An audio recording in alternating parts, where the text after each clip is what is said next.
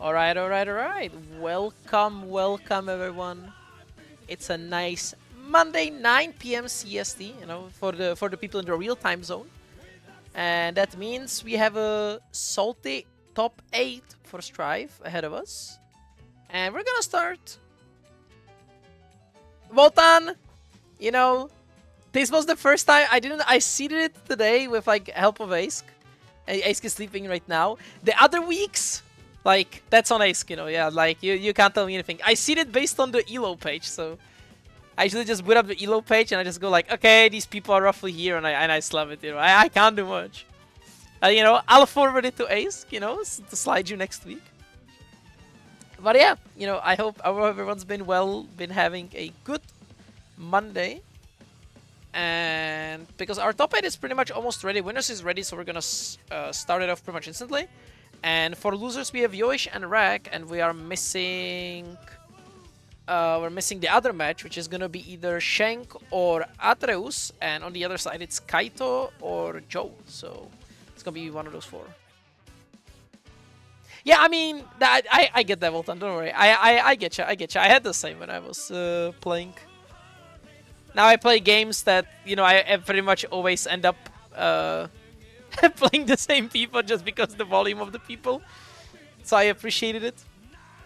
But yeah, guys, you know, before we start, you know, claim those codes. As always, right, we have the match arena, so, you know, it is just me, Ace, and Marissa claiming a code. So, you know, like, gotta step it up, guys. You know, I'm sure there's enough of us in the chat here right now to claim those codes. So, hey, keep the ball rolling. You know, we will remind you guys as the bracket goes on. Even though it's not gonna be on commentary, you're gonna hear me right now.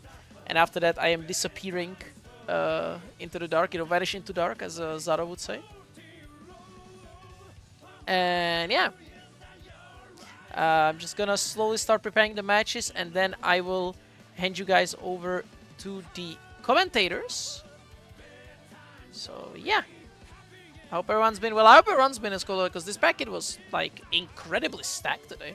Like size-wise, we had like 94 people. I think it ended up on, which is that's kind of insane. Like, I didn't expect it to be that many players today.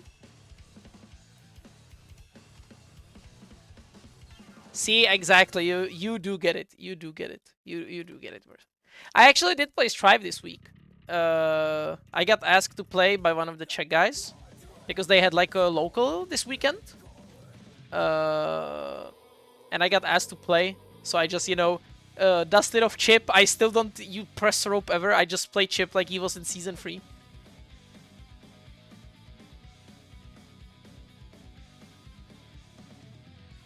So we ball in that department. But no, I'm not playing Strive. Don't worry. I am free. No, I am gonna be a head stomper. Yes, but I'm playing. I always am signing up. I'm gonna be on Xrd, Uni, and Garo. That's the list for me. I am not playing Strive. No one's getting that. I'm not doing that. I'm not playing. No, not Tekken. I wish Tekken. The plan was to play Tekken, but the Tekken is not in a good state right now. I don't want to play Tekken. So I'm just playing the Boomer anime games and Garo, because Garo is a good game. But enough yapping about that. If you want to talk about it, hit me up in DMs, because I'm not commentating, so I can't yap. And now what I'm gonna do is, I will jump scare. There you go. That was. Well, I hope I got you guys good, because that's my specialty. Yeah, you almost got caught, but you just left for the water. Oh no! Well, we'll fill the air. We'll fill I'm the back. air. I'm back. Oh, never I'm mind. back, Perfectly on time. I was just gonna say, it's gonna be you two tonight. So I was gonna go into the shadow realm of the TO side, and I was gonna hand it to you guys. So it's gonna be Sir Kappa and Napso tonight, and have fun, because I'm gonna be disappearing, and you only see me in Twitch chat. So yeah, take care of guys. So Napso, if you don't mind, I'd like to start this off. Yeah, just go off. Yep. All right, so it's been a minute once again. I'm back from purgatory. I have my internet situated. Welcome everybody back to SaltyEU 100 and number 35. I'm back on the mic once more. It's Sir Kappa from the NA department. I'm representing Yokai, and here today I'm joined by my partner in crime. Not usually here, Yucker is gone, but Napso is a very great substitute, as they have been doing a fantastic job on the mic. I'm very excited to have them here. It's good to be here, at least to dilute somewhat NA invasion to the commentary. The bracket, as we already discussed. NA invasion looks inside two NA commentators. Exactly. So I'm like, despite the time zone difference, I'm like, okay, I need to at least hop into the commentary. It's been a minute, actually. It definitely has, and for me, it's been ages since I've been able to do anything of any real note because of my internet situation. But luckily for me, or unfortunately for me, my housing situation may actually get sorted very quickly in about a month. So we'll see how that goes. But as far as things are considered, let's focus more on the important side of the things, which is two major pieces of business. One, we have plenty of codes left. We have 40 plus codes for Matcherino. Please claim them so that you can really contribute to the pot, as well as to assist the TOs. And secondly, we're going to get underway with this first winter side semifinals with PataChu versus SaltyEU. Yeah, just the good old guest of the Salty, the usual suspect from the top 8 PataChu, versus SaltyEU on... Man. Save me here. I forgot the name of the character. Yeah. the Ramlethal. It's already happening. The brain worms of Tekken 8. Like, please. Just give me, I feel you. I feel you, man. And considering the extremities of this entire season, this is gonna be quite the domestic matchup. We're gonna have one of the Valentines versus one of the Kisuke's here, and two of the strongest of the season as well. PataChu doing the usual one. For now, we are in the corner just waiting for the 50-50. Just pressing for the new changes for the Ramlethal are kind of nuts. I don't know. Since season 3, they're changing some moves for no reason, from the mid to overhead or to low, and they did it for the Ram.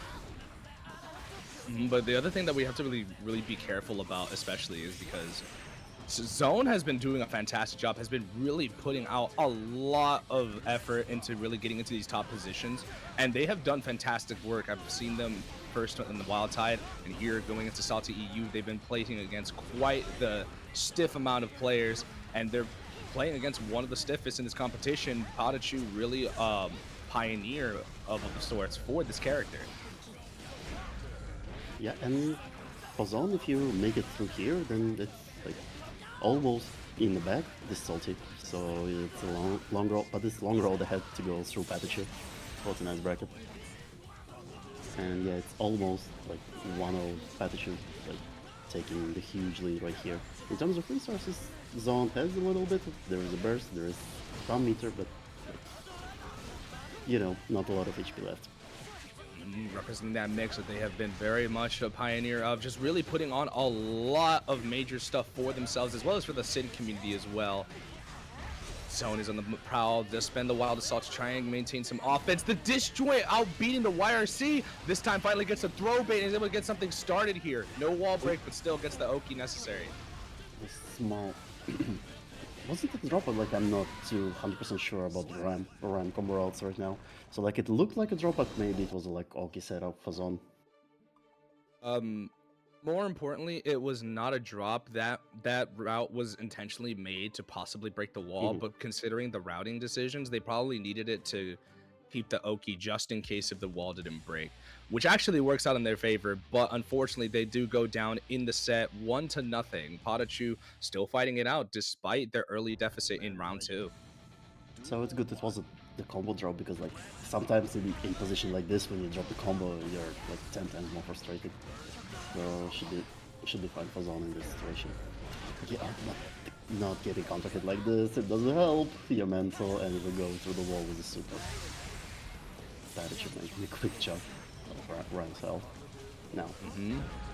Oh, Gets the throw bait of their own and finally catches them slipping as well. Gonna cash out very early into the Tyrant barrel just to clean things up with a nice perfect on deck, putting them down, putting them up in the rounds for game 2 on deck. SaltyEU gonna have to find something quickly before the momentum starts swinging aggressively in the favor of PataChu. Take it a quick snack, go through the wall. Okay, now finally getting some chance for the offense for the SaltyEU. How are we gonna play this out? The corner. There is the wall break, but did not. The worst part about that is they didn't get the they tried to get the overdrive. It was definitely a misinput on their part. They're gonna get the clean hit. That actually was enough to kill for game 2. That went by in a flash.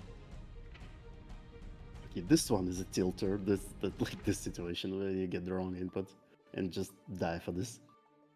Yeah, I mean, I've been in many a situation where that has happened. I can agree that is a very frustrating endeavor to be put into.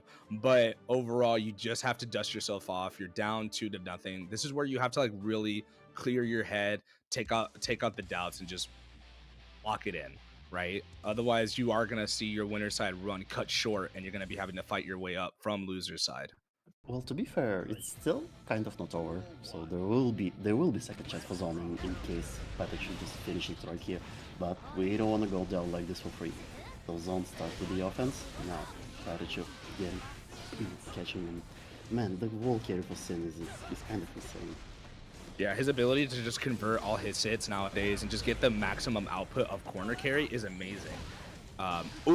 Contesting the beak driver, no follow-up from PataChu, wanting to preserve those resources, does block the high-low off of the Bajanetto setup, and is going to go through the wall, setting SaltyEU up nicely for this post-wall break situation. DRC for PataChu just to check what kind of buttons SaltyEU gonna press. Now, there is a full meter on deck, so there is a good chance to finish this round here and put one on the scoreboard. Enough push block to be able to push them further back into the corner, get the set situation necessary to be able to chip them out. PataChu down in the rounds, and this is where SaltyEU could really start representing a lot of their potency. But again, that only works if PataChu is asleep at the wheel, as they're already wide awake for this bracket. Gonna get us set up nicely for the pulse wall break situation with a little bit of a defensive buff as well. Getting a positive bonus. Oh, what a setup was the side swap. SaltyEU trying to run away from the corner, but PataChu catching it just in time, and RTL breaking in the wall from another way.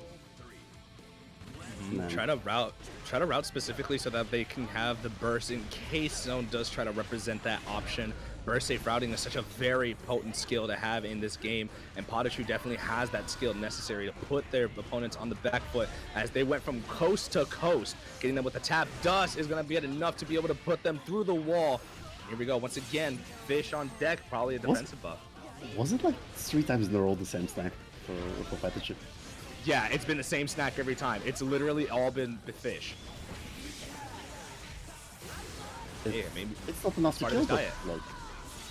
Oh my why did god! Why did I say anything? PataChu taking its 3-0 right here. Just the full meter super RTL. I forgot it can do so much damage.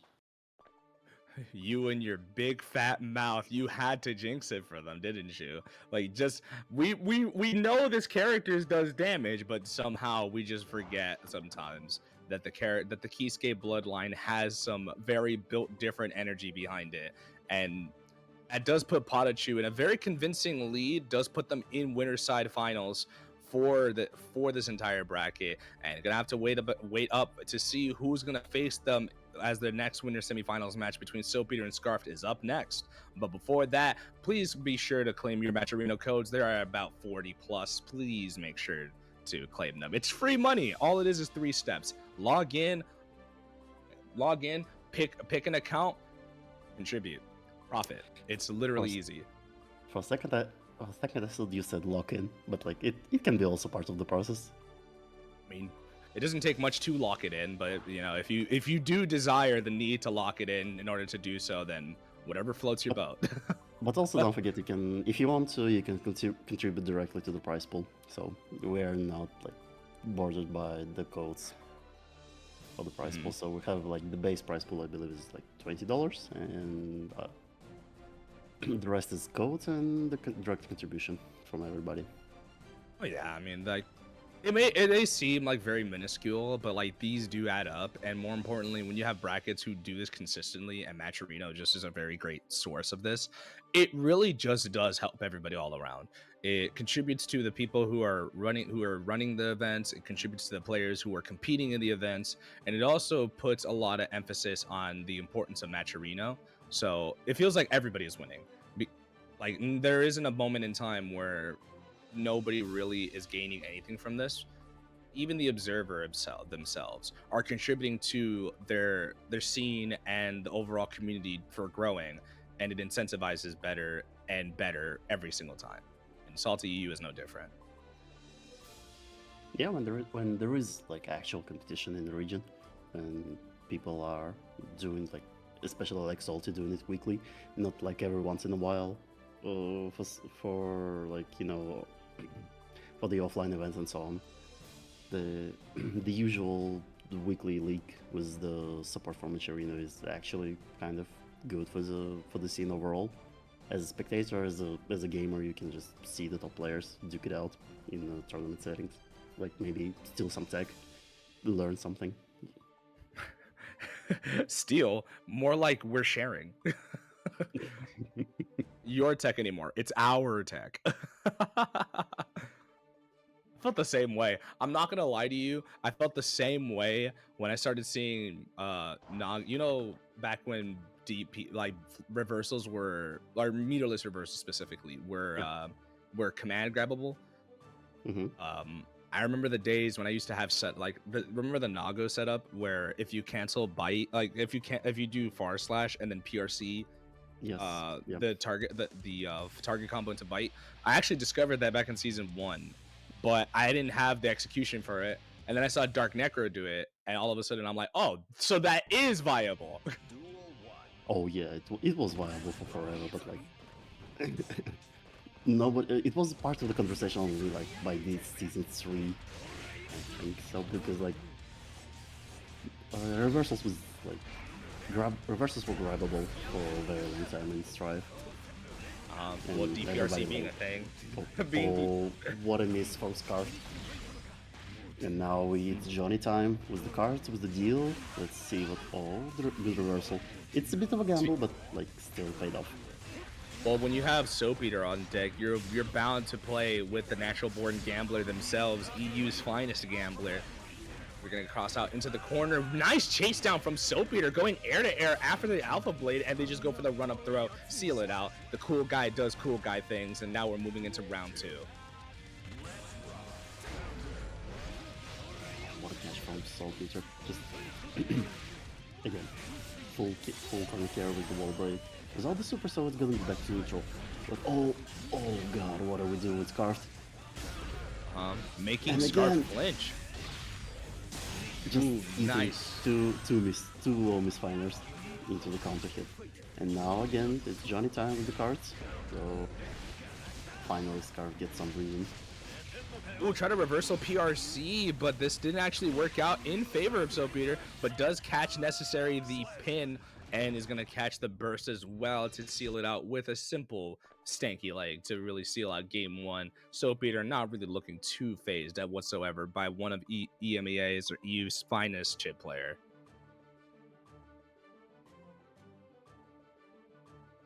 Arxis makes like the coolest character, the biggest criminals. Like it's the whole story of character design in Strive. Well, overall, there's definitely more to see from both these players, especially because again, Soap Eater has gone level with PataChu, but more so than just PataChu. We're watching Scarf, who is a menace in their own right, trying to get the burst bait themselves, but this time they weren't rewarded, unlike their compatriot here. He's gonna get a wall break too.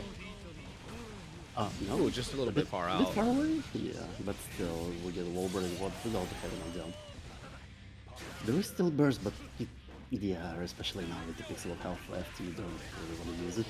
Unless there's like some crazy setup with the gold burst. Who knows? That's kind of got in mind.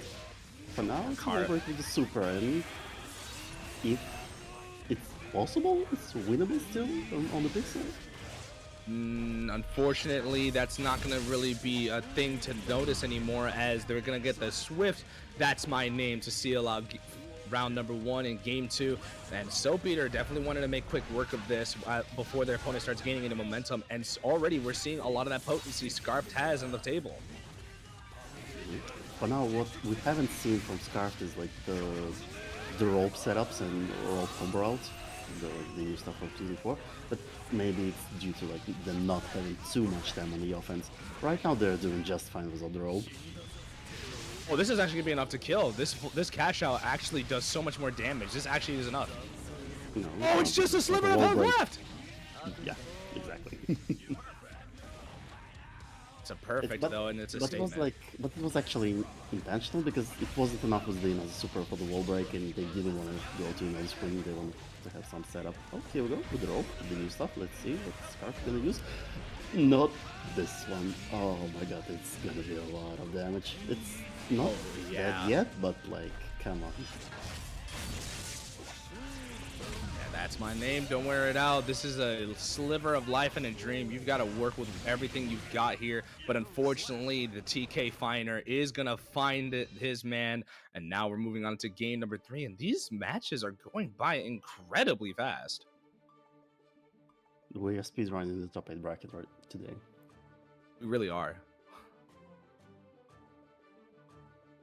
I mean, not too bad from Scarf. We're seeing a little bit of signs of life from Scarf, but Soap Eater is just suffocating in every single interaction possible. They haven't won many engagements yet, but it's the engagements they've won that have turned the tide in their favor. And that's the important part. It's what do you do with the time you have when you're playing.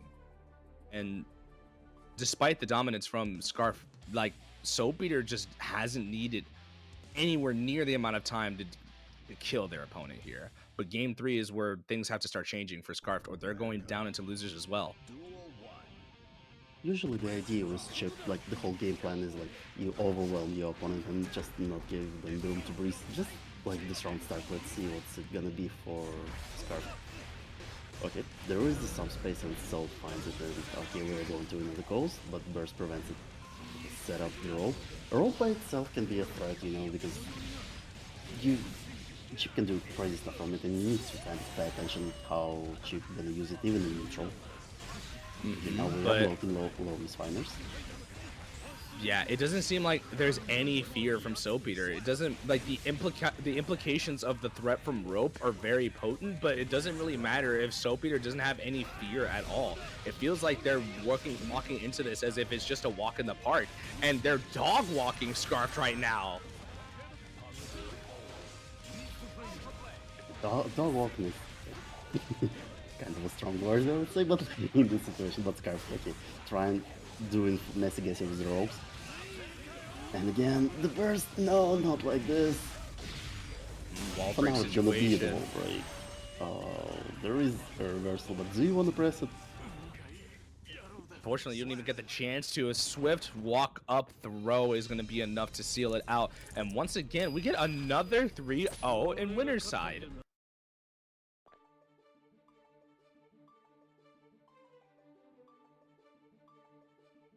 Jesus, man, we are blitzing through this top 8. This is the fastest I've ever seen a winner's semifinals. Like, it's kind of happen.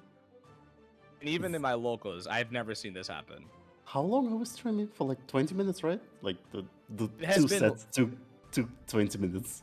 Like, Yeah, basically, like I'm being genuinely honest. The setup for the stream was longer than the actual matches we had combined. which is kind of, but let's see what's gonna happen like later in the lower half, because we're gonna see some characters that take a little bit longer to kill. Because we had some like Hopefully. crazy, hopefully yes, but like the Johnny and Simkis get like one of the highest combo damage characters right now, excluding Potemkin, but like hopefully we're not hopefully. I'm sorry, my bad. My negativity is coming back for Potemkin. Like, Yeah, we are not I going to see feel that. Potemkin today. I mean, Johnny, for me, the issue with Johnny, right, is like the damage isn't necessarily the big highlight for him. It used to be back when Nsenga was basically Whiskey Bunker, but it's the fact that overall Johnny just can get so much reward off like the smallest of hits, which when racked up in a vacuum with all his other tools, it really just makes his character just so difficult to deal with, especially on risk. Like, if you are so unlucky to get a knockdown, get knocked down by Johnny, you're gonna see the deal, and then it's Johnny time with the cards and the deal, and the cards and the deal. He loops situations very strong. Like, he loops very strong situations well, and it's something that's very difficult to contest. But overall, I think Johnny definitely isn't up there in terms of damage dealers. I think with risk involved, he definitely can be, especially on counter hit. But I would not put him up there with like Naga, Potemkin, or even Godless. Yes, but you mentioned risk, and like if you get a knockdown and you start blocking all the cards shenanigans, you're gonna get a lot of risk, and one hit and you can just die. Well, speaking of risk, there's going to have to be a lot of risk on deck for both these players, as both of them are going to have to represent quite a few risky options to try and outmaneuver the other. The trumpet doesn't play. No, we are not blocking with Yoish, we're just using the burst to get out. Now it's Shadow time, and yeah, blocking out. Nice throw. Sets himself up nicely. Both these players have meter on deck. Does catch them with the Scarecrow mix, and now you're gonna get caught with positive bonus in tow. And Rag looking pretty strong in the opening gate. Was super not gonna do anything, and we are fishing for Zato. It's the first round for Rag. Yeah, Rag fishing out for a very good swing into the mix, is gonna be able to take the first round on deck. Now setting up nicely. That early round confidence is always a major boost. And gonna kill the Eddie, trying to back away, but Yoish on the prowl is gonna get that knockdown necessary to stall for time for their big fella to come back into the play. Here we go. Trying to use the deflection, but it's not very effective when it is on screen, because it just pushes away Zato, but the Eddie is still there and just clapping your cheeks. So it's not usually all that useful. There's only so much you can block, and Rag proves that their discipline on defenses can be tested even by the strongest of wills. That 2P catches them from far away, just scrounging onto the ground and catching their man, finally able to put them into the corner. Just a little bit, not enough to break the wall. Okay, homie's out. Homie. Oh no! Not like this, right? Just Back to the wall, but they're waiting the running coin out. grab. Okay, random bullshit go. It's time for me to pick out some nice things. Catch them with the air love. Oh, the burst just in time for Yoish. Now sniping with the sword. Try to 2S. They try to catch him in the air, but again, you're back in the sequence. Tap does catches you. No wall break, which actually works out perfectly for Yoish, but no Eddie. This is no man's land. They don't have any resources to contest with a positive bonus. Here we go. The one resource necessary, but the J2K seals it out between the gap from the floor to the air. This is why Faust is so deadly. You can never take for granted the gaps necessary to lock them down. That first game going to RhagTheDuckle, despite a very cat and mouse neutral game plan. RhagTheDuckle definitely showing the matchup knowledge, knowing when to jump out and just finish Yoish in that round. Right, moving into game sometimes, yeah, sometimes it can be tricky. Like just if you miss time, the jump out from the sword super, it would have ended very badly for you for RhagTheDuckle. But fortunately for them, they know the matchup. And here we go again, the deflection. Yoish is pushed away, but Eddie is still there. And then we're gonna cancel straight into the sword. We're gonna go into the Sun Void. Now you're just back to the wall. You're gonna set up once again. Eddie is still available, and they're just waiting for the jumping to begin, Jujutsu Kaisen style. Oh my god, just back-to-back scrambles, and there's really nothing that RhagTheDuckle could have to do. They're just gonna have to hold their hands up and say, you know what, I got. And now we're gonna move into round number 2 and restart from scratch. No burst on deck for Yoish, so any major hits are a dime a dozen. Oh no. Okay, we go. We're probably gonna break the screen without the super, but still quite a good cash out for RhagTheDuckle. Now, there is a hammer charged inside the Let's go! Let's go. Here we go. Now. Mix. That's Mix. That's Mix. You got spun. Okay, back to the wall. Oppose does catch. The trumpet. Trumpet's gonna be for Yoish, and yes, the homies betray Faust. And they put them in the corner, and now it's a very awkward situation. Like, nice setup to set up the Dead Fang and restart the whole situation all over again, and putting RhagTheDuckle in the corner do not allot them any room to breathe, but unfortunately they're gonna have to fight it out just a little longer. Almost catches with the 5P, but just enough space to be able to kill RhagTheDuckle there and take game number 2 to make things level for a very all-important game number 3. Man, sometimes your items just kill you as a Faust. Like the whole thing would not have happened if it wasn't the trumpet from the dimension. I mean, that's just kind of the thing you have to manage with Faust. Sometimes your own item luck is not to your benefit. And that's the all-important thing, is how well can you manage the spatial awareness and how well can you manage at adapting to situations at hyper speeds.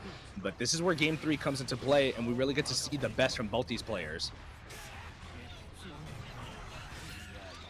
It's like, you know, every time. It's for Zato, this meme doesn't work, but like the Faust player just trying to do calculus in the head, like with the items and RNG and everything. And the opponent is just pressing buttons. But with Zato, this meme doesn't really work, because like they have to think about a lot of action. I mean, both these players definitely going to have to represent quite a lot of spatial awareness. Both these two have to manage and adapt to very huge micro situations. But Yoish doing a fantastic job of doing the adaptation necessary, making things level in the health bars. The positive bonus situation definitely going to benefit them, as they have all resources on deck to be able to put this round to bed. But the mix catches from sky high, and now we're back to the wall. Not quite enough distance for RhagTheDuckle to connect fully. Okay, grab one interaction, it's over, and PRC gonna finish it. That was a little bit... was too close for comfort there. RhagTheDuckle was looking very solid, but the distance between the confirm necessary to kill was too far for even Yoish to have thought was possible.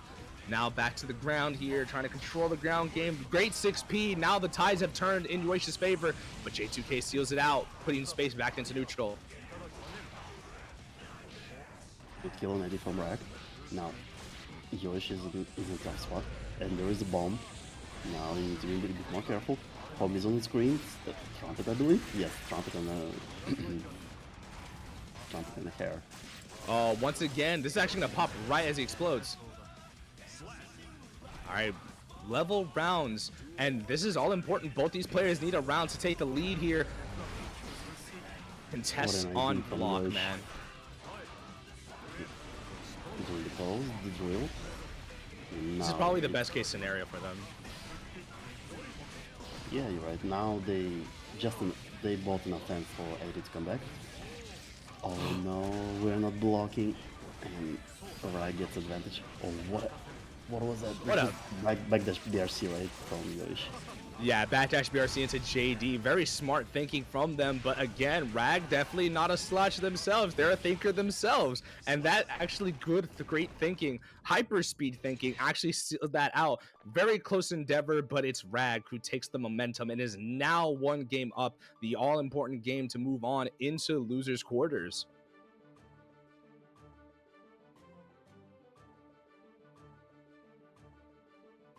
What a great set so far. This is probably the closest set we've had all bracket long thus far, like for the stream at least. I feel like this set, it's not even finished, but this set was as long as like 2 winners games we already had. Yeah, we're not even done yet. It already is. It's already matching the time and the pacing for the other 2 matches we've had. But here we go. Game 4. Is this going to be the decider, or is this going to be a roadblock? And there is a burst for RhagTheDuckle, so they kind of rested. They could afford the battle for the trumpet, and Yoish winning it, but RhagTheDuckle managing to juke it out. Yeah, the trade didn't exactly benefit Yoish there, but nonetheless, they have the spacing, they have the offense, and finally gets the hit necessary. They're gonna loop that situation once more. Oh my god, the mental stack is immense! Look at this go! Trying to fuzzy jump on RhagTheDuckle. Good choice from RhagTheDuckle. Now it's RhagTheDuckle's turn to go for the offense. Mix with Mix, trying to just run away from Eddie, but still ended up in a different corner. Yeah, KaitouDandy in a different time zone that one did, but now we're moving into a very difficult position here. RhagTheDuckle already has the lead. You don't want to be losing this, but Yoish is definitely not one to quit. They are not a one-hitter quitter. They will definitely come back with a vengeance. Somebody stop this man breaking the law, changing the sides. Okay, right now in a very tough spot. There are way more resources right now for Yoish. The trumpet is there for the safe. Now it's a chance. We're back to neutral. Oh no, what a snipe from Eddie. You have to route this all by your lonesome, Zato, unfortunately, but that doesn't really matter because he has enough in the tank to seal it out. Now we're moving into the first game 5 of top 8, and I'm excited. This is fun, man. This game is this game is peak when like played by equal strength players, and 2 quite unusual characters for the last 2 seasons. Yeah, I mean, you have this. You have 2 of the most unique characters in Guilty Gear. You have the Puppeteer, and then you have the Silly Doctor, and these 2 are very, very scary in their own right once they get started. But again, we can't think about that too much. We got to think about the neutral game in Game 5 situations. This is where the pressure really mounts for both these players. Yoish cashing out burst just to keep the pressure on the court for the corner carry. RhagTheDuckle managing to get alpha now. Right now, Yoish in a tough spot. Oh, the meteors, you need to be careful, but getting caught. And the homie's on screen, but we are flying away from the homie. Oh, but the meteor's on deck. You got to be careful. Does catch you slipping anyway. This is why the item luck is so important. You got to be aware. It's not just Faust. It's Zato. Yoish has got caught out multiple times thanks to the luck from RhagTheDuckle. I feel like I see Easy in chat. I feel like Easy just hacked into the game and gave RhagTheDuckle 2 meteors right there for the Faust homie. There's item luck, and then there's the clutch factor, and somehow they were able to turn things around. Meter on deck for Yoish. They have plenty to fight back from, but not going to be able to fight out of this situation. Going to get OTG'd. Yes, we are. There is a burst, yep. Yoish and a full meter, so there is some resources to turn it back. Now, are we gonna use the super meter for the sword? Yep. We need the AD back, and we're sniping right as well with it. Oh no! Oh, this is a Unfortunately, chance. getting cut out. This actually kills. No, No, it's just really. not enough. It's fine. This is all necessary. Just that one hit is necessary. You're gonna push them to the corner. No meter on deck for either of these players, and the setup for the throw. Gonna give him a nice haircut. Yoish, and it's done. Rag taking the set. 3-2. Oh wow, that was very immensely tense.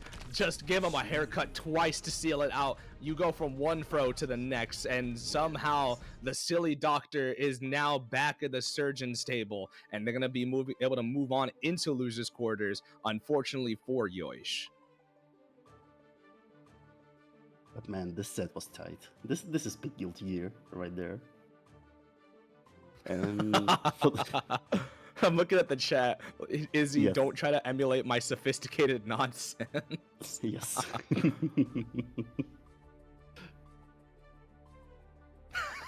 Meters all big up, yep. When they're 100% happening to someone I don't like, that's funny. The implication of that statement is very, very intoxicating. Oh man, what a set. That definitely put some wind in my sails. I love that set. All right, Yeah, that set was cool. And now we are moving on to Shangbadung versus KaitouDandy, so we're gonna see what Kaito gonna do in the set. It's gonna be Slayer versus Baiken. Yep. Slayer. If I remember characters correctly. I think so. I'm not very familiar with Shangbadung, so this is gonna be my first time ever commentating for their really? matches. Actually, I think so. Yeah, I think this is my first time ever commentating Shangbadung. I'm very familiar with KaitouDandy. We actually have a meme in the server for Yokai. Every time they're on stream, they've been doing backflips before the matches and after the rounds. So every single time we decided to put up a flip counter. He got to he finally got to 100. We might actually do a gimmick bracket just because of him. Okay. But we got some info in chat. It's not gonna be Slayer for tonight. Oh, yeah, not Slayer. 2 flips, 3 flips, and it's Johnny. Gonna be Johnny. Oh no, Kaito. No. 3 flips for the Johnny. Okay, let's see what they're gonna do tonight on this character. I'm disappointed, man. I was excited to see the Slayer, but I'm seeing the villain. Are you actually? Did I hear that correctly? You said you're excited to see the Slayer? I was excited to see his Slayer. Let's not be hasty here. I was excited to see his Slayer. Okay, cool. That was like for a second. What's going on here? And here we go, the usual stuff from Baiken, just into the Tether pressure, but Kaito having a burst on deck just to get out. But then just crazy pressure with the timers. Shang already setting up nicely, not able to get the full confirm off that 2D. It was a very awkward confirm, but nonetheless, they get the necessary hits and are going to get the wall breaker and get rewarded nicely. Positive bonus on deck.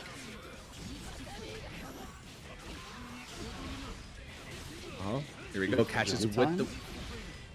Ooh, going air to air. Very, very interesting way to like really control space and go ground to air like that. KaitouDandy very adamant of doing more than just the usual, but gets caught by the parry from so high up. It's still a physical. It just breaks projectiles, but it doesn't break the parry. And first ball from Shangbadung, trying to set up some cross-up shenanigans, but ended up in the corner, and KaitouDandy hits Johnny down in the cart. Insane, just launching you into the air. Drops a little, and Shangbadung with that gets out of the corner. That was a very fantastic counter hit. They just weren't able to get the most out of it. But speaking of counter hits, that counter hit is going to set them up nicely, put a little bit of pressure on KaitouDandy. Now back to the wall. You are just as good as dead, Sunshine.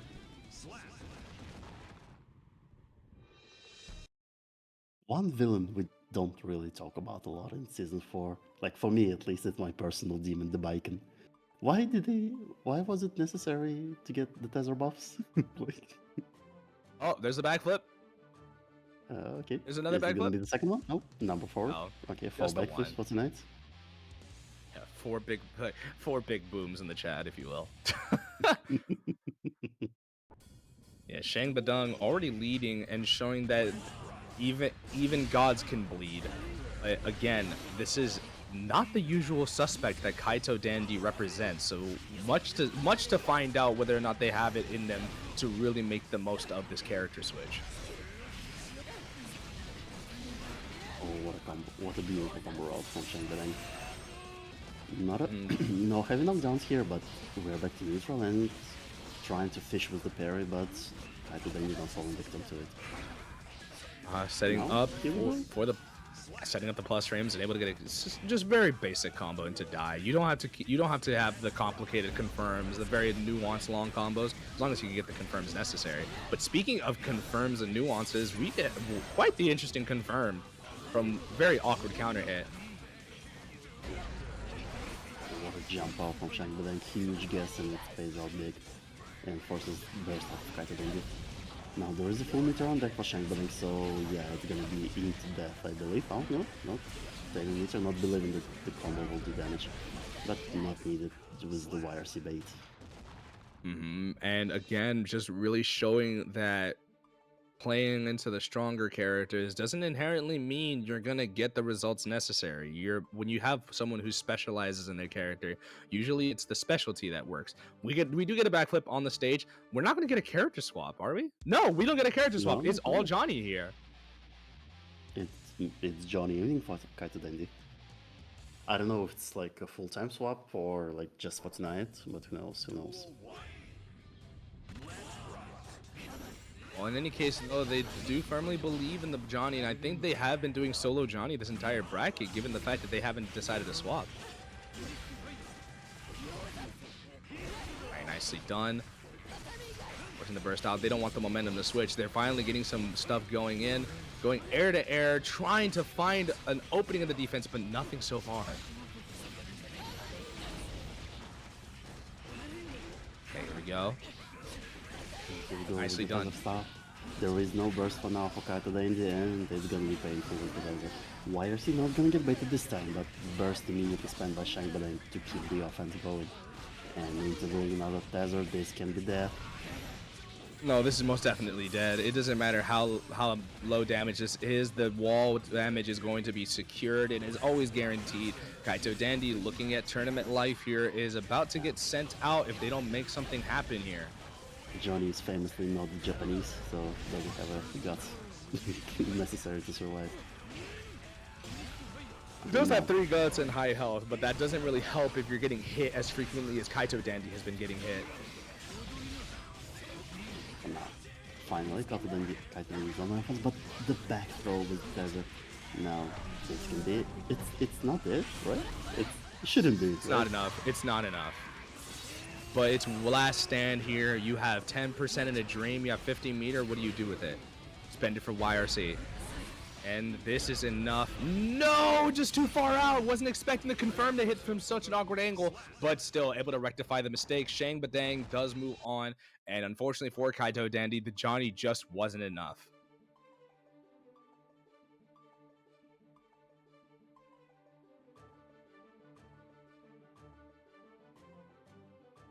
They Shangbadung, let's see. Who's it gonna be on the lower half? It's gonna be Scarf versus Rack and Zone versus Shangbadung.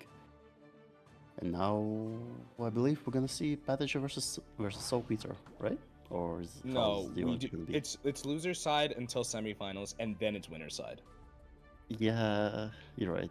I didn't commentate for a really long time, so I forgot the flow. Yeah, I feel you. That used to be the flow for me when I was doing NA events, but after a while, I just adopted the EU style of doing things because realistically, you don't want your winner side players to be waiting long, and you don't want your loser side players for playing an extensive amount of time or getting cold during that time period. So you want to give like a nice healthy balance so that everybody gets ample enough rest before moving on into the brackets. So that way everybody is on their toes. Shang will win the Salty, the fuzzy jump wizard. Maybe we'll see. They'll still have a pretty decent long ahead of them. Because they're gonna get Oh, yeah. soHn and then the other people. But yeah, they definitely looked convincing in the match versus KaitouDandy. But for now, it's gonna be Scarf versus RhagTheDuckle. Round start 5 ace to get things started. What a statement to already let your opponent know we're in it to win it. And here you go, already we see way more rope stuff coming out of Scarf from the get-go. And it's already paying out big into the half health lost from Faust. What a backdash. Now, it's not gonna be... Faust is not very high damage character, but still. It's the character with some decent cash out, yeah. With the character as low health as Chipp, though, that doesn't really matter. Does block the mix, but is able to use that YRT to get the positional advantage in a very personally, in my opinion, really great usage in general. I very rarely ever see YRC ever really work that way it does here. It reached way too far into the air, right?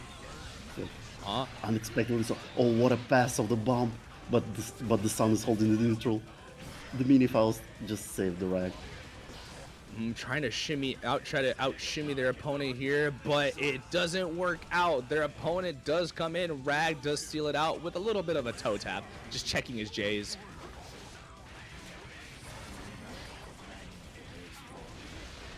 Okay, here we go. Nicely done. Able to push the space. Now we're back to winning ways. Rag definitely on the move.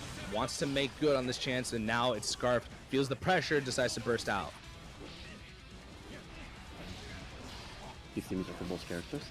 And we are using it for the Crow BRC for the Rag. Now, as Scarfed, you've already been heartbroken by the reversals from Peter. Like, most of the reversal from Scarf were eaten by Soap and punished. It's going to be the same for Rag, because Scarf right now not using it too much.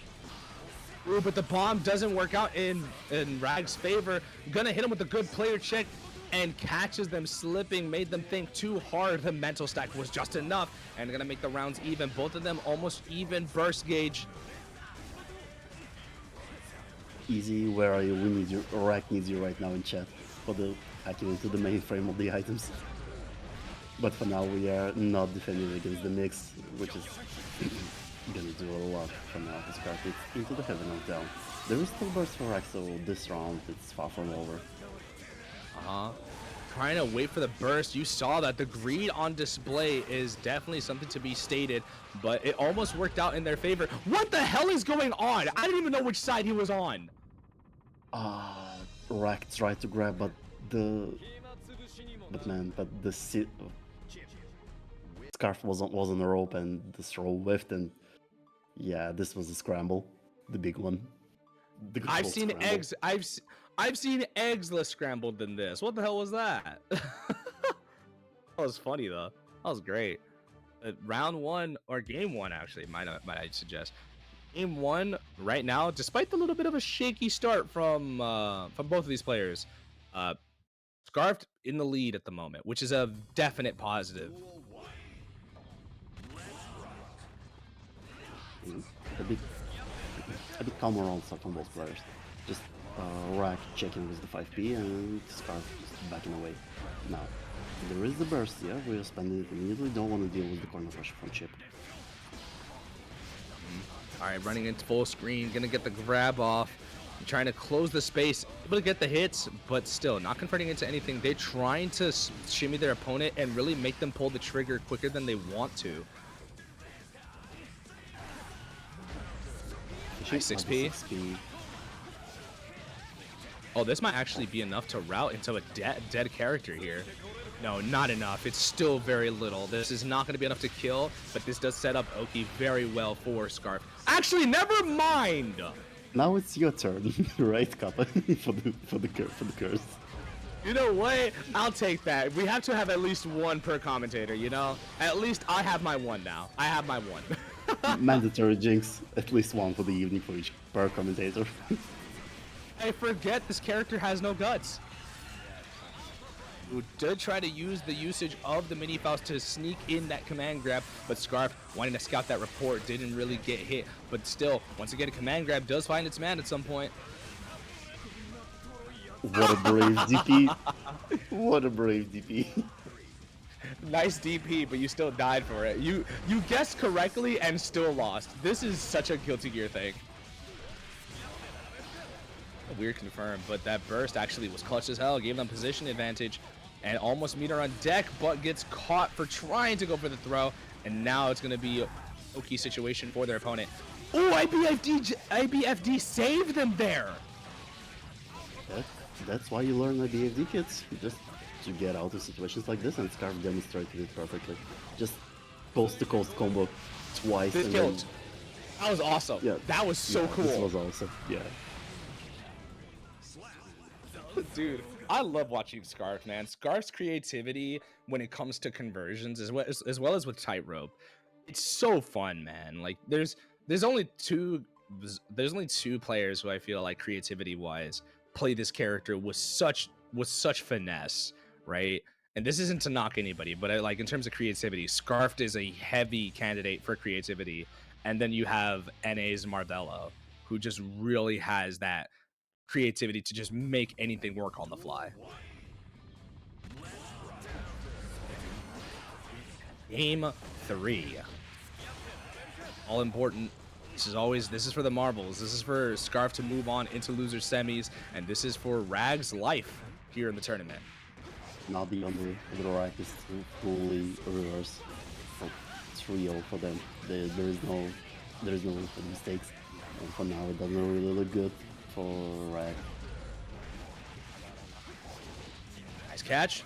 Gonna get the wall break, and we're gonna use the Kara super off of the Rekka, and they have been so good at being able to maintain the consistency of it, just getting enough meter to be able to seal that conversion out and be able to get that situation off. One more round, tournament life for Rag, and this is one more round to exceed themselves into the next round for Scarf. We are just throwing hammers right now. Rag finally on the offense in this game. Oh no, unfortunately going too far for the mix and gonna get blocked by Scarf and punished. Fortunately for Rag, there is no wall break. There's like something went wrong, or maybe I didn't know something from Scarf. Scarf tried to route into a burst bait, but didn't exactly get what they wanted. And the triple jump just keeping them in the air long enough to make it difficult for Rag to contest, but overall, just trying to get hits where they can, and it's looking very difficult. Rag is fighting for their lives here. Oh, we are being greedy on Scarf. We are swinging the burst right here. It's actually my kill. This is my kill, right? But like, it all will. No, I don't want to get out of here. Just enough, a little bit of life left, but the Alpha Blade catches you, blocking the wrong side. Mental stacked to oblivion, and Scarf, the greatest EU's greatest ninja, is moving into losers semifinals. You are correct, but like, if I had seen PataChu playing like from season 1, it's somehow still in my cranium. PataChu is still the Chipp player for me somehow, but like they definitely not on Chipp for a very long time. I mean, I know Xando is on Chipp. That's a given, right? They do have, like, they've been on Chipp. They're back to their roots, and even though they do have a Ramlethal and an Asuka, right? We know them very extensively for those two characters, but their Chipp has been doing pretty well, as opposed to what they've been doing recently. I do not know, because I haven't been around for a minute. I haven't seen Xando for a bit of time, but overall, so far, the one constant that I've always seen in EU has always been Scarfed, and they've always been quite the entertaining spectacle in every bracket I've seen. There used to be one other Chipp back in like season 1 and 2, the British fellow Din, but like I don't know where they are. I haven't seen them playing the game for a very long time. And PataChu moved on from Chipp way back in like season 2, I believe, in the beginning of season 2. Sin did approach around that time, But here we go. Moving on into two other opponents, we have Shangbadung back on the stage, and soHn, who I've seen very, very frequently, is back as well in trying to get back into winning ways. Gonna cancel early into Mortal Bato, and that is quite a lot of damage for a black beat combo.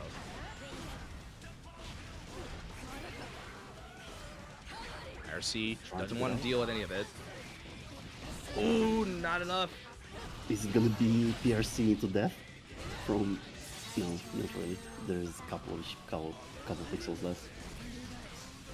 Just one Like hit though is all it needed. What Shangbadung is like doing a lot is like jumping away with the Sunny to cover all the stuff. The thing that's really scary about this situation, right, is just we have two characters who play ground to air very fantastically, and every single thing that they do is going to make life hell for the other. But very good parry, uses the guard cancel well. A stagger step, gonna use the FD break to throw them off, but the parry once again has landed almost all the time now. It's a knockdown off of the windshield wipers. Here we go, back in neutral. Again, cat scratchers catching them, and now it's gonna be into very winning ways for soHn. Is it gonna be a hero burst from Shangbadung? Like, the smartest decision right now, there is no really pressure, it's the first game, you don't really need to spend the burst here, but maybe, you know, but well, from the looks of it, they don't even need burst. They just gonna grab him and use it as Ooh, deflect shield just came in time, right at the last second. One more hit is necessary. soHn has an opportunity, Meteor on deck, catches them, and the 2K lands! Additional advantage, but the Yozansen clears it out. This is very great, high-paced decision-making from both sides. There really is no real winning player here. It's all just who can make the most of these small situations, and it's been fun. There's no dominant player in that first game. It's just winning interactions here and there in small doses.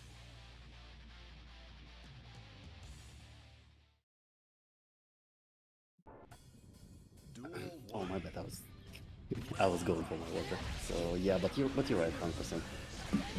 It doesn't really look like the zone just rolled over from all the pressure. Both characters exchanged a lot of stuff, but right now at least in this round it's all Shangbadung. He's gonna do the wall break into the huge damage now. It's a setup with the safe jump. Able to escape the corner. Shangbadung just jumped into the corner, but Zone didn't manage to keep them there for a long time. Okay, switches out the coast as well. Now they're the ones holding the corner down, and finally gets the throw off from the Bajonetto setup. And they're gonna have to watch it out. Watch your toes. Nice guard cancel, and Bajonetto-less Ramlethal is not nearly as scary as Bajonetto on deck. Oh my god, that picked up from so high up! Yozansen, the scary button. Yes, my favorite normal, Yozansen. Oh wait, was it not Yozansen you talked about? No. No, oh. Yozansen, they did hit Yozansen, but I love when people call special moves buttons. I mean, yeah, but you're right. Actually worked out so well for them. Nice. Go, set themselves up nicely, and now from scrambling for hits in the first game to dominating the neutral game and offensive structure in the second game, Shangbadung is now firmly en route to move on into loser semis, much to the dismay of soHn here, but maybe they have what it takes. I've seen them come back from worse. They definitely have the potential, but they need to keep it locked in and focused, because as it stands, Shangbadung is looking like they're on fire. Shangbadung is definitely out for the blood to take this whole salty thing tonight. But okay, good start from Zone. Both characters like just doing air specials. There is a lot of going on in the air. When the fight is grounded, it's like looks way more calm, but both characters just jumping like crazy. Cashing out early, doesn't want to have to deal with the burst. They don't want to have to deal with neutral all over again. Might as well get the reward while they can, so they can put some pressure on their opponent, and this is fantastic. Next with the Ozansen, get enough to kill, and that first round necessary, probably on set point, to be able to move on into loser semis. soHn is looking very, very gassed.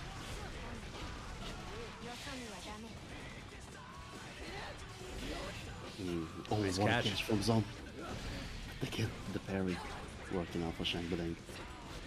And now there is a tether, so you cannot do really much, but Burst still there, not gonna get baited this time around.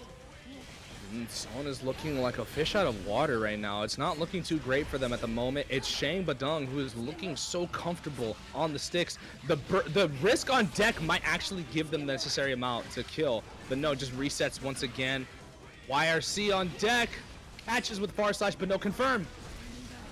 The guys are messing up a lot of stuff, but now it's one solid connect from soHn can turn this around. But only a sliver of life, less than 5%. Just having to spend resources, gets the crossover. Is this gonna be enough to route? No, Burst came back in time, but catches with the Bajuneto. This can pay out huge for soHn. If they take this round right now, it's a chance to come back into the game. They get the round! They give themselves a lifeline here, just one more round, and they can give themselves at least a game, possibly another chance at life to breathe a little bit. Resource on deck for soHn, and now it's Shangbadung, but the parry is back on the deck. Nice IPFD. Huge IBFD. Again, tether into tether. Let's see how they're gonna deal with it. Shangbadung just crossing up with Ozansen. There is a burst down. No, it's gonna get baited. Not like this. From the huge It actually might be enough to soHn. kill. No, there's not enough meter on deck. They can't route into kill. But unfortunately, despite the second win, it was more so a dying gas. The soHn is out of the bracket. Shangbadung got a little bit caught by the random scramble that ended up throwing their equilibrium off a little bit, but they managed to close it out, make things work, get back into winning ways, and now it's them versus Scarfed in loser semis. But we are gonna have to wait though. We still have the matter of the run back of PataChu and SaltyEU. And before that, we have a little bit of a different matter. There is still quite a lot of codes left in Macherino. I believe there's for sure. still 38 codes left, so type exclamation point Macherino, claim those codes, log in whatever the way you like, and just contribute to the prize pool. Yeah, I mean, overall, it's really not that hard to just go, yeah, let's quickly log into my account here, click contribute, or not contribute, claim code, profit. It's 3 easy steps. It's not that hard. It doesn't take a lot of time. It's a 3-step process, and overall, it benefits everyone, including you, the viewer, because you get more opportunities to watch sick action like this for your viewing eyes, and I think that's a big win for everyone.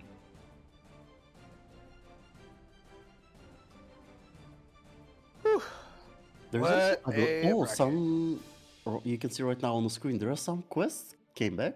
Like they appear from time to time on not on challenge on Macherino. You can do some additional stuff like follow people they promote, and it's like additional way to contribute to the prize pool. Oh yeah, I mean, like, to some people it may seem minuscule, but those minuscule changes add up over time, and if enough people do it, then guess what? You can turn cents into dollars, and that makes a lot of sense.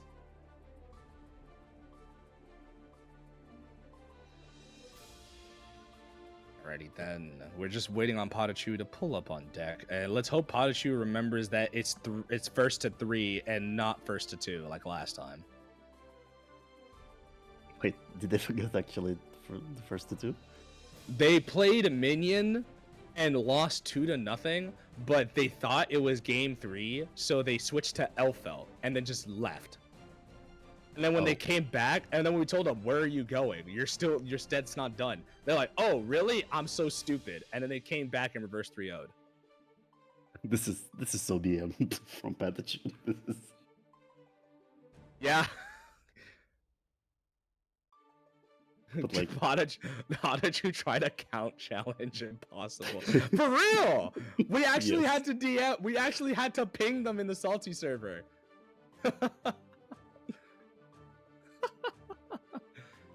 I think Ice had to do it. I don't remember if it was Ice or Yucker, but I'm pretty sure everybody was like, bro, where are you going?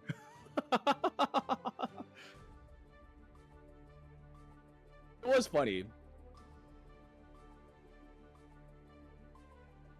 Hey, claiming the code and getting 25 cents to the bracket, that's cool, man. See, I like that guy that's in the channel, right? That person. See, you like Zuby. Claim the Maturino code. Show love to the scene. Show love to the TOs. Because SaltyEU would be nothing without your contributions.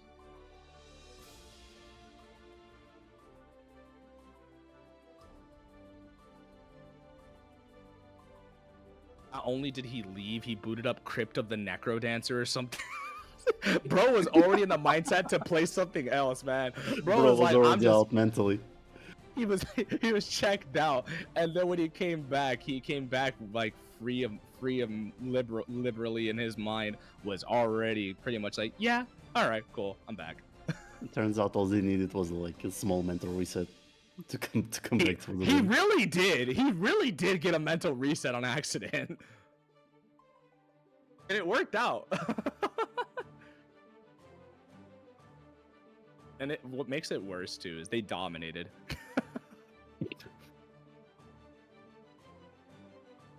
Yeah, you just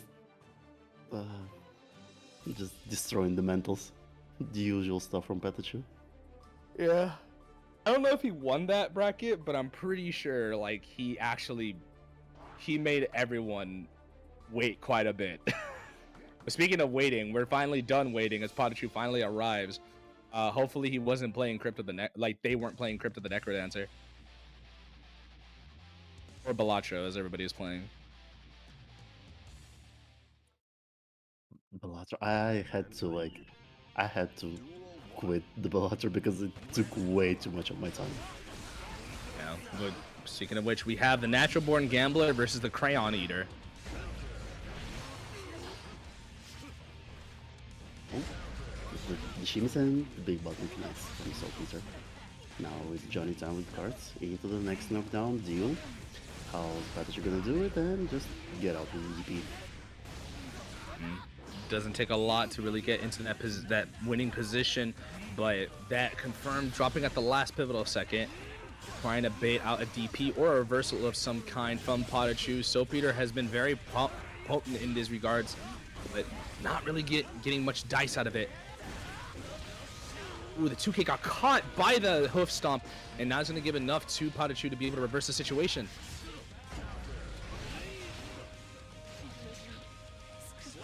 It's first blood for Saltpeter. Noodle on number 1. Okay, now. Goodbye dash from PataChu. Now, let's see. Johnny without the card. Let's see what Saltpeter can do. And there's a vault with the card right now, but the card is way too far away. And now Saltpeter gonna go and take some kind of pressure from PataChu. Into the grab, let's see the setup next. Good jump out from Saltpeter.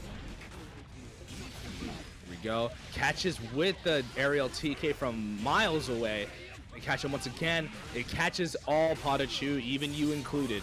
You're gonna put quite a bit of distance between them, but they have all the resources on deck. PataChu is rich and does get caught with the setup. 100 meter on deck from Saltpeter here. They go for the throw PRC, not able to get the confirm necessary. This is a big catch for PataChu.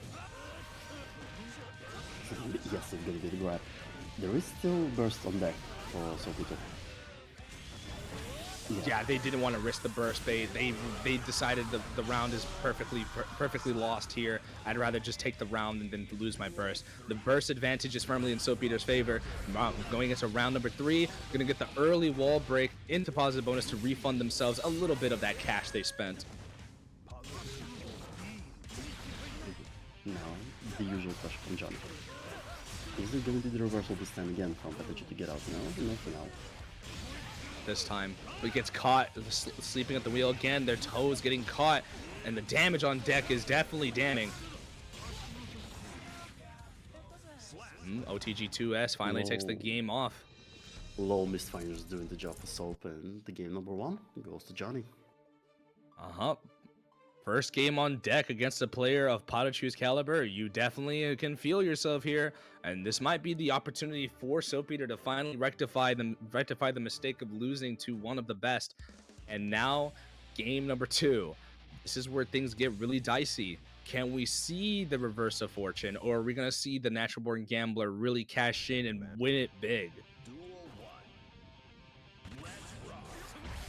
Alright, the way Calm runs off on PataChu again. SaltyEU are just gonna go to the corner. Oh, the huge counter hit. Man, this Salt definitely press some button and just get caught from PataChu. And now this round is almost washed. There is still a way to fight out just like this from SaltyEU, but the whole resource stuff is on PataChu's side. Wait, isn't this gonna be PRC, right? Just to be, Nope, just full sends. Burst off deck. This is good for SaltyEU because they have burst and the meter. Nope. This is huge, actually. Not no right RC. now because Hero burst. Okay, this can be it, right? It's this not to carry to the wall. Wait. Oh, he doesn't get the confirm.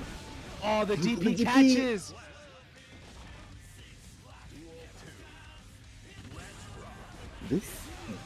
The previous round was like a lot of resources were spent, like huge amount of resources were spent for just one round.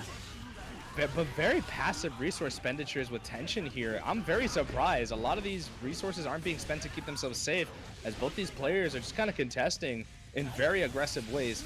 Gonna cash out into the Tyrant Barrel, gets the clean hit, and make sure it hurts. Trying to pass a jump from SaltyEU. KT arrow in his liner. There is full meter again for PataChu. How they gonna spend it? Oh, here we go. Now it's a good catch. They can fully cash out too. No, doesn't decide to go for the full cash out. Instead, just getting the wall break. Works out all the same for them. Is finding catching from full screen away. 50 meter on deck. Both these players have burst. Hero burst on time. Catches with the L cunt, and we're gonna be put into the level scoreboard. PataChu showing why they're the forefather of this character.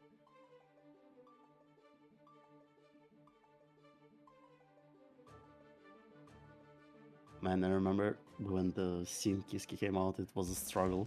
When the scene wasn't actually that viable as the character. And PataChu was like the only one who decided to invest time into it.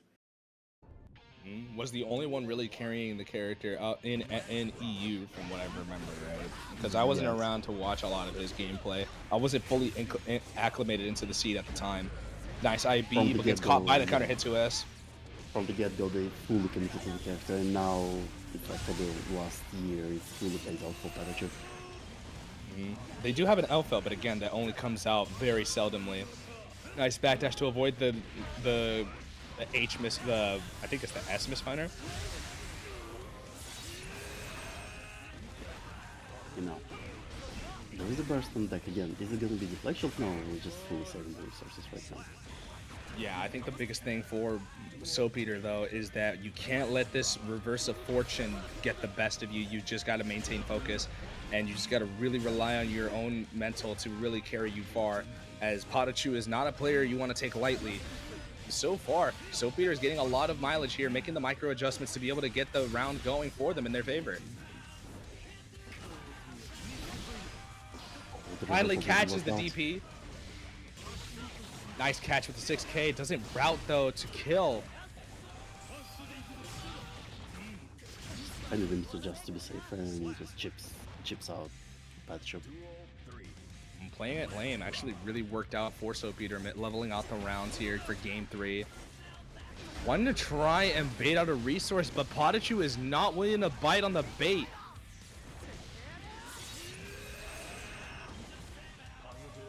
There you go, waiting it out. It's the reset off the 6K, catches with the hoof stomp, and is gonna cash out just for a little bit of damage.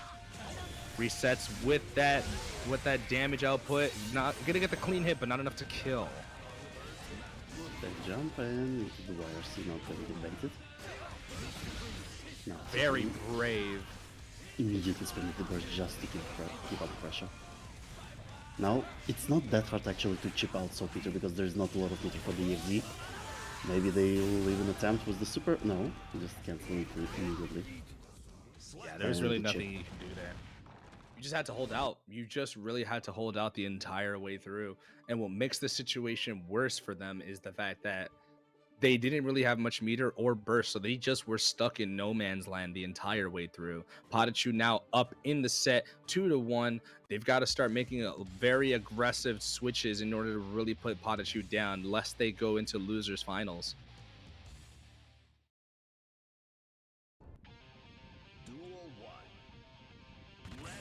Okay, let's see. The round start for the longest time. It was Johnny who was like the aggressor from the get-go, and PataChu just in this round again, back dashing, but no. Oh, the reversal working out, and not gonna do it for Saltpeter, so it's gonna be painful. We are not fully going to the next coast. There will be no. No, they go to the wall. They go to the wall. What? Is it? Yeah. Clean okay, hit. Clean hit sure. can do that. Even without clean hit, they can still go through the wall. That's one of the biggest strengths of this character. Yeah, I guess it. Even though if it would have been a longer distance, it could have been the RTL super, right, for the wall break. Catches the throw attempt. Again, hoof stomp to the hoof stomp. Just making Saltpeter guess. And now it's a set point already for PataChu. Forces the burst out. I think Saltpeter feels like this is do or die here. This is really not looking fantastic. Resources on deck still for PataChu, 50 meter and at least one stamina bar. Just trying to find an opener. Saltpeter's not been finding much as of late. Just slowly poking away, trying to find a chink in the armor, but no, sir. Here we go once again. PataChu on the move.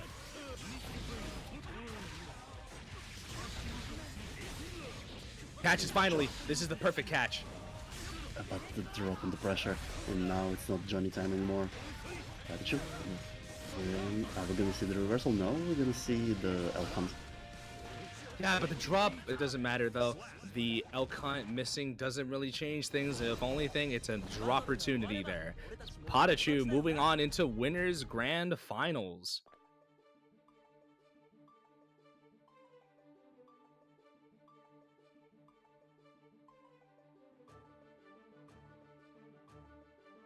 Man, what a sad way to go down, but there's always a second chance here.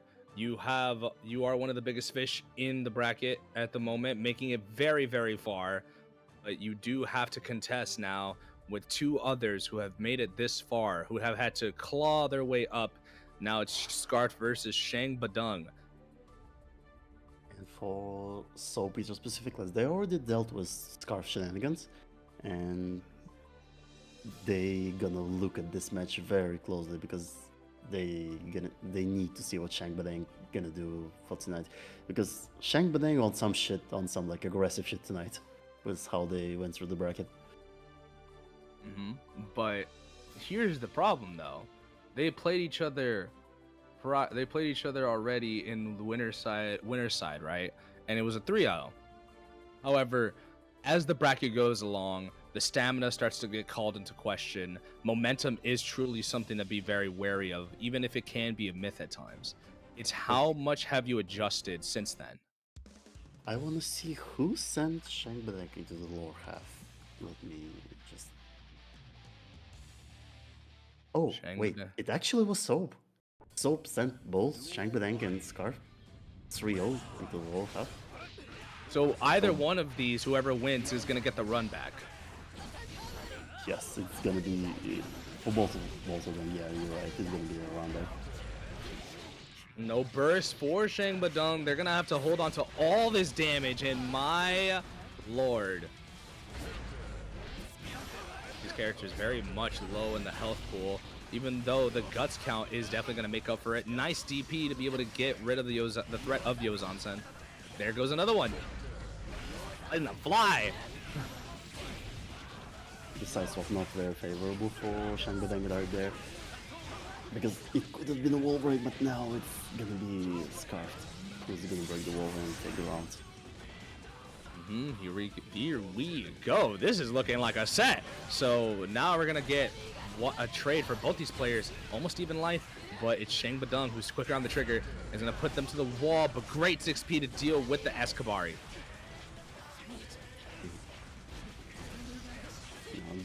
This time the pressure from Baiken, but Shangbadung just being the jump back magician tonight.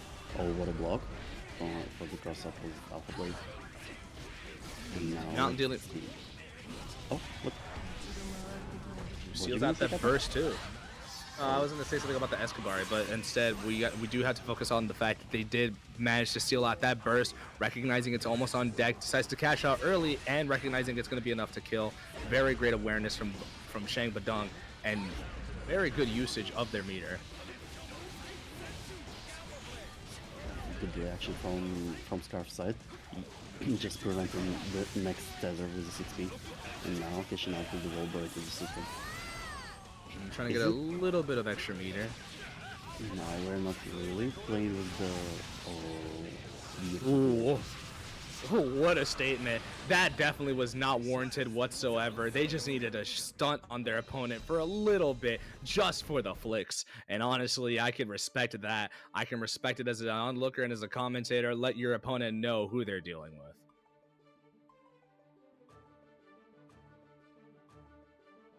Definitely is a statement to send to your opponent for sure. Now, how well does Shangbadung take that? That's to be seen. But personally, I wouldn't let that slide. We haven't seen a lot of parries coming out from Shangbadung in this match. Maybe it's gonna change in this round, but like compared to matchup with Ram, we haven't seen a lot of parries from Shangbadung. Yeah, Shangbadung has used parry quite sparingly by comparison. Does use the burst, but Scarfed is very quick and is a very greedy individual. Getting that burst bait in tow, gonna cash out for the Baiken side, and surprisingly getting some pretty good reward on deck.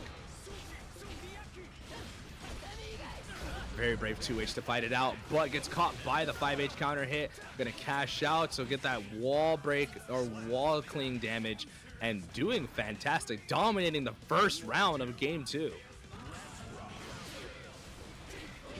Some aggressive exchange from the outside. Already the rope is set up, but jump edge from Baiken is gonna land and prevent all the plans from Scarf with the jump with the rope. And again, oh, here we go, the first parry of the round, I believe. A singular parry that we've seen so far. Nice IB does get the position necessary to be able to contest, but not really anything big, but they're able to get the space necessary.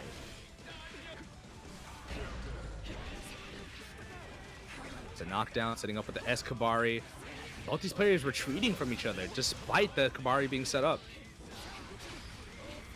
Very greedy from Scarfed here, tried to get the burst.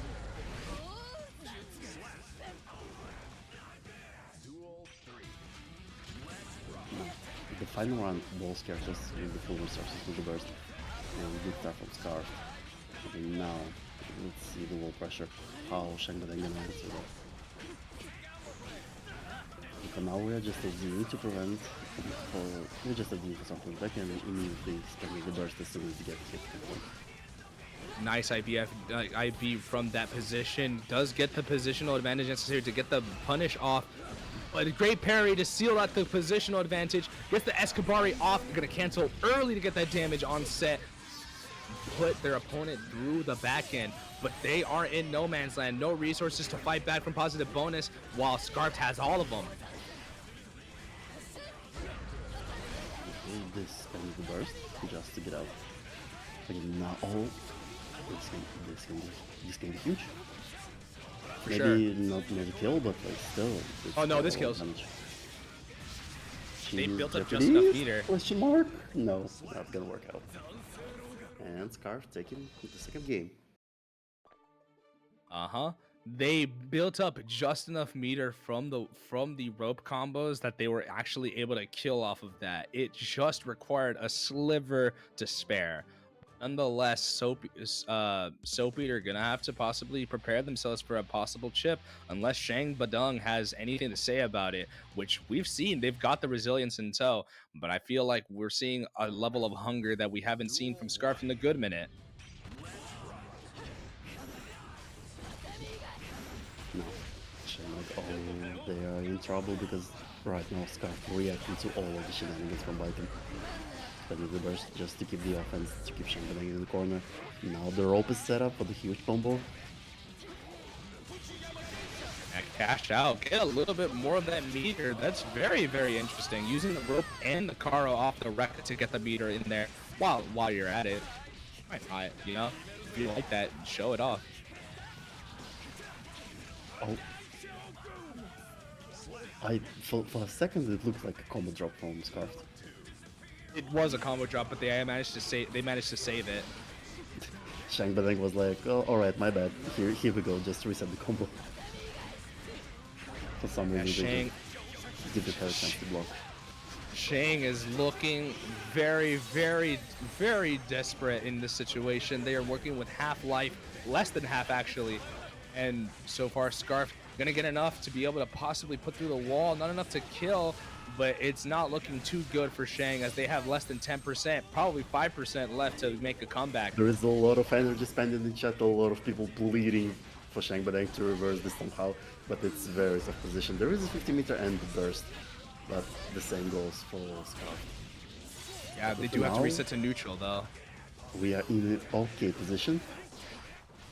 Why is it happening every time, man? As soon as I open my mouth. The action, when you're playing against characters this fast, the commentary has to be faster than the action. Unfortunately, we just weren't fast enough to be able to commentate all of that. But nonetheless, Scarfelt taking a 3-0, finally gonna get the run back with Soapy. Definitely is feeling that tenacity to want to take it out on their next opponent. Speaking of things to take it out on, I feel like there should be a little bit of tenacity in the chat. I want to see that same tenacity in the chat by claiming those Metrorino codes. There's still plenty left over. Let me check how many. There are still 31 codes. I want to see that same tenacity for the code claiming. Let's get this going. You even have Wretch like pointing directly at the button you need to press. I love that it's the exact same face that Chipp makes in the in the destroyed screen for Dizzy for the IK scene. Yeah. I love that. I love that so much. And I love that it's just there, just claim code.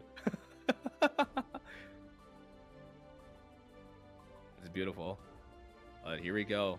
We're now down to our final 2 to 3 sets, which is losers finals and grand finals.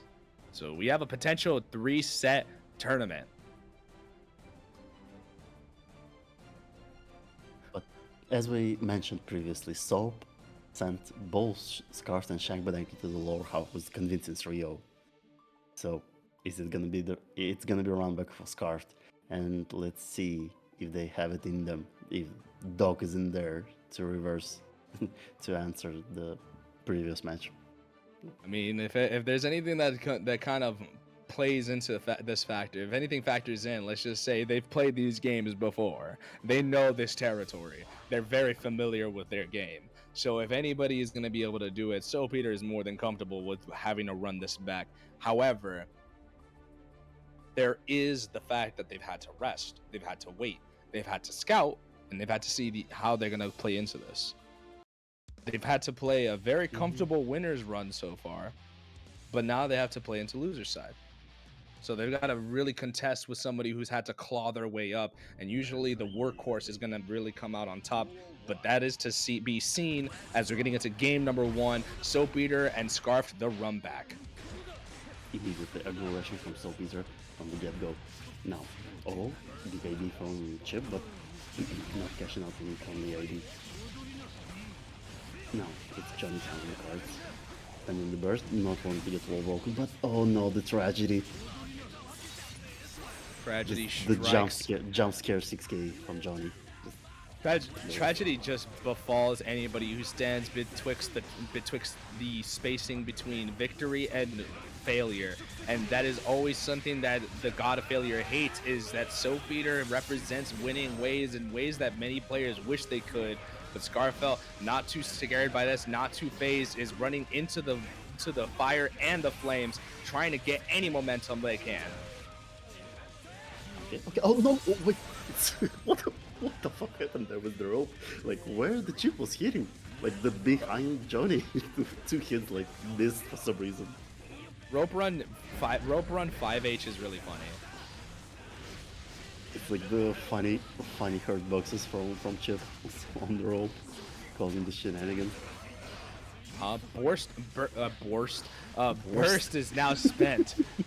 Oh, what in the hell? What? What was the plan there? I'm actually curious. What was the plan? Because it looked like they'd get tripped over their own toes.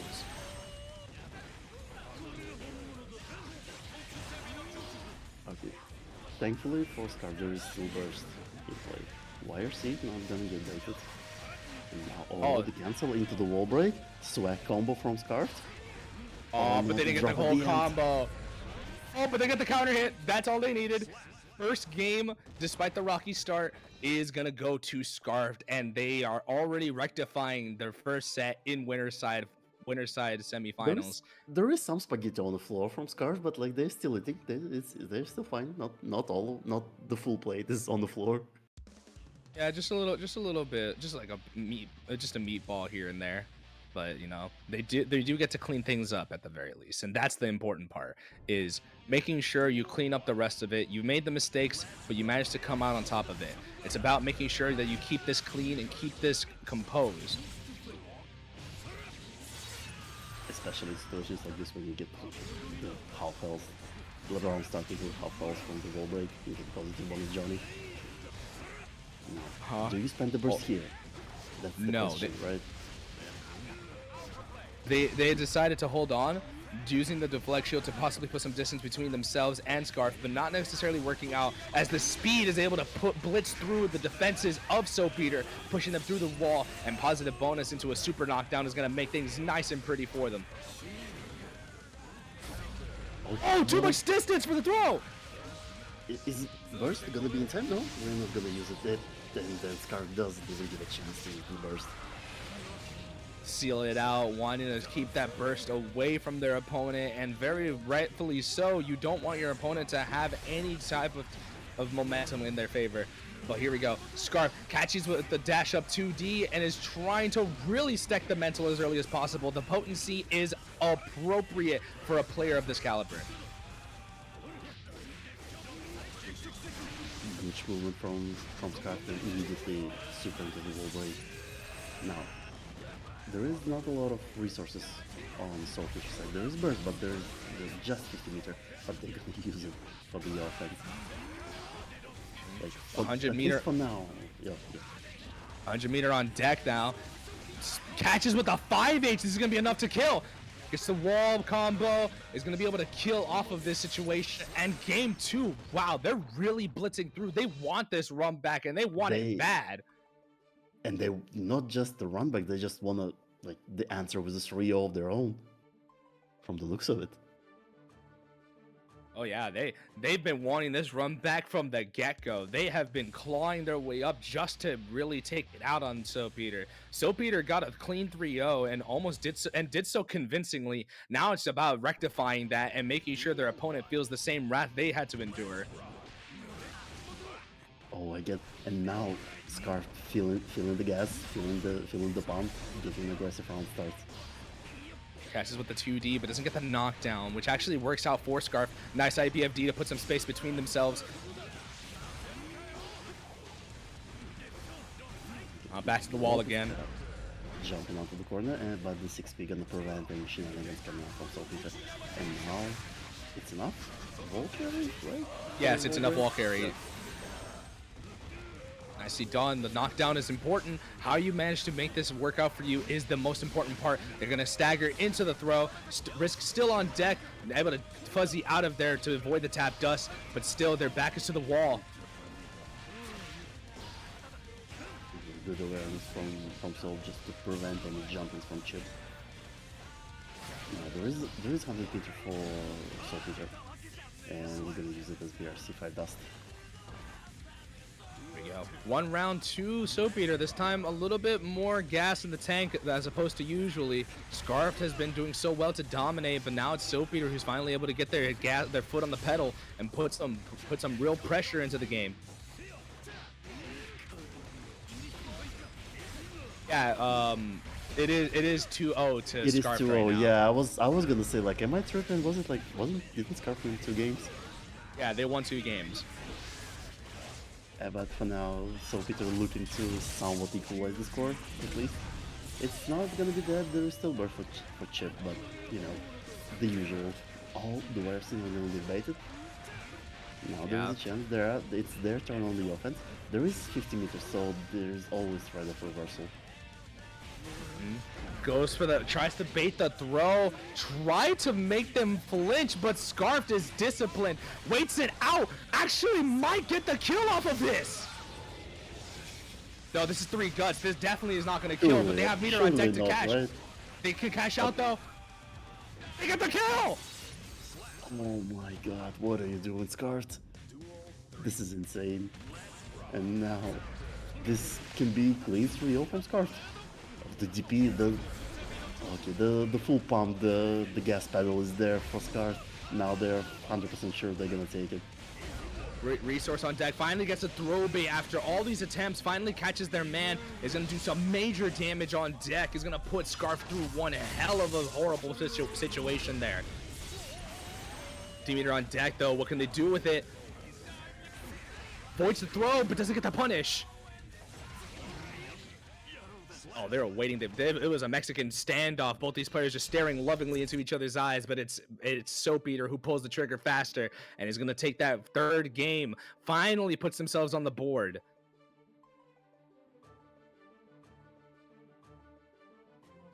Ooh, I feel goosebumps for this one. I feel goosebumps for this set. I'm feeling good about it. Scarf is hungry for the run back, and Soap doesn't have room for the mistake. Now from this point on, it's gonna be a lot of stuff happening on the screen, and it's gonna be exciting. It's gonna be winning one from being in a deficit that big is always going to be the tipping of the scales to see if you have the momentum in your favor, if you have the confidence. But it does reassure that you have a way out. You have the capacity to come back from this. And Soap Eater is a player who makes those switches of momentum so good on their favor. But Here We Go has been dominating the first games of most sets so far, and Scarfed is not looking too good. Insane pressure coming out from Johnny. And the first round of the game before goes to Soap Eater. Now, there is 50 meter, and Johnny is way more favorable in round than Chipp. And yeah, Here We Go immediately spending the 50 burst meter for the for the pressure. Getting some major hits in, try to get the throw off. Gets caught by the counter hit close slash. We're gonna go through the wall. No, it just decides to go for the knockdown. Goes for the throw PRC, recognizes that they didn't get it enough, and just goes in for the drift as well to secure themselves a good position. Okay, why are you going with Scarf? What are these air footsies coming out? Okay, baiting the burst right until the end, and 2-2 on our hands. We're in game 5 territory in finals time. Let's get it. And this is where I live as a commentator, man. I love this stuff. Game 5 situations are my bread and butter. And this is where I come into the play. And I'm really excited, right? Because now we're seeing confidence switch. We saw how hungry Scarf was to end this early.